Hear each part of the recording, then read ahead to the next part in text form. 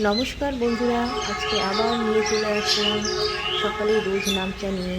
পাখিদের কলতান দেখুন চারিদিকে কেমন মুখরিত করে তুলেছে, আর সাথে সবজিওয়ালার হাট।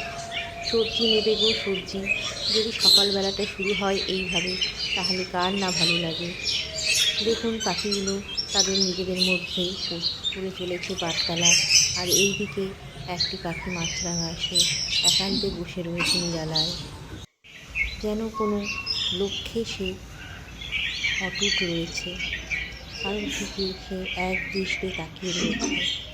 আর ওই দূরে দেখুন কুয়াশায় ঘেরা আকাশ, চারিদিকে কুয়াশা ছড়িয়ে পড়েছে, কুয়াশার গন্ধও ছড়িয়ে পড়েছে তার সাথে সাথে।